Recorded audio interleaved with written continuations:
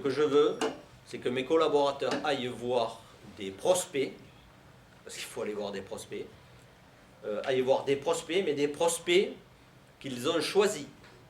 Avant, on allait voir, on a essayé d'avoir des recommandations. Ces recommandations étaient de plus ou moins de bonne qualité. Je laissais partir un collaborateur, 1-2 rendez-vous chez un particulier, pour arriver quelquefois à un échec. C'est pas grave qu'il y ait d'échec. Ce qui est grave, c'est que ça soit un échec sur un prospect qui n'était pas ciblé. Que j'ai un échec sur quelqu'un qui est ciblé, qui est par exemple dans mon métier avec un patrimoine certain, assez significatif. Aujourd'hui, j'ai raté, mais c'est pas grave. Je le connais, ce prospect. Je pourrais y revenir demain, après-demain, en fait, quand j'aurai peut-être l'offre qui l'attend. Si je vais chez quelqu'un qui est pas dans ce segment-là, il est perdu définitivement, parce que je ne pourrai pas lui offrir mon service.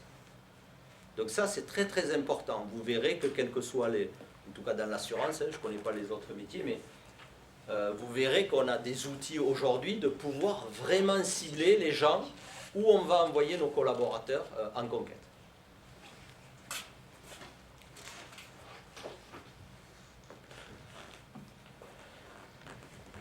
Alors, le préalable, c'est un peu ce que vous évoquiez tout à l'heure. Hein. Le préalable, c'est que nos commerciaux, c'était vrai tant qu'ils n'étaient pas digitaux, mais c'est vrai aussi, c'est un collaborateur qui est entraîné.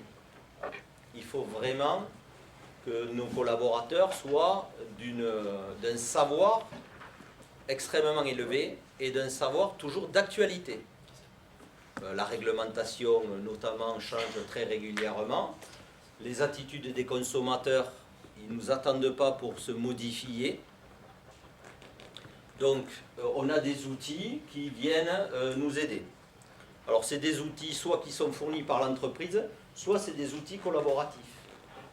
Dans les entreprises, on a des e-learning. Actuellement, la grande mode dans les e-learning, c'est la sécurité. Le cryptage de tout ce qui est l'information qui circule dans l'entreprise, toute la sécurité quant au risque de rançonnage. Ça, c'est vraiment...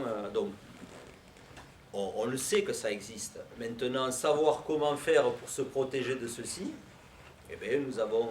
on ne peut pas faire venir des... On ne peut pas faire non plus perdre du temps à nos commerciaux pour pouvoir recevoir quelqu'un qui va nous expliquer ceci.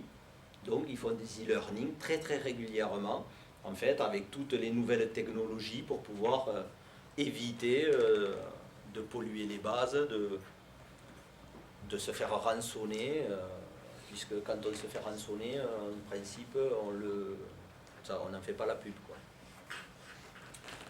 Donc, ces e-learning sont soit descendants, c'est-à-dire l'entreprise vous fait passer un message, soit ils peuvent être collaboratifs. C'est-à-dire un groupe de personnes se réunit et élabore, en fait, échange, c'est les mots que vous les connaissez, échange leur savoir-faire pour élaborer en fait des techniques, des réglementations plus sophistiquées pour pouvoir mieux répondre au marché. C'est souvent dans les entreprises, la promotion est faite à travers des projets d'entreprises transversaux, où chacun amène son expérience pour pouvoir en fait développer une pertinence sur le marché ou pour rattraper un décalage. J'ai participé moi à un projet, j'ai été sélectionné sur un projet dans mon entreprise, en fait, qui était un projet pour prendre rendez-vous. En fait, pour que les clients qui sont de très très haut niveau soient en capacité de pouvoir choisir le type de rendez-vous qu'il voulait avec son collaborateur quand il le souhaitait. C'est-à-dire que quelle que soit l'heure de la nuit, il est en capacité de pouvoir fixer un rendez-vous sur l'agenda de son collaborateur, de lui envoyer des documents, de lui dire, voilà, j'aimerais que l'on se voit peut-être par visio, pas physiquement parce que je n'ai pas le temps, mais par visio. Je vous envoie tous les documents, dans 48 heures ou plus, je veux qu'on se fasse un rendez-vous pour pouvoir travailler, pour pouvoir choisir. Ça peut être sur le cœur du sujet du collaborateur, mais ça peut être aussi sur d'autres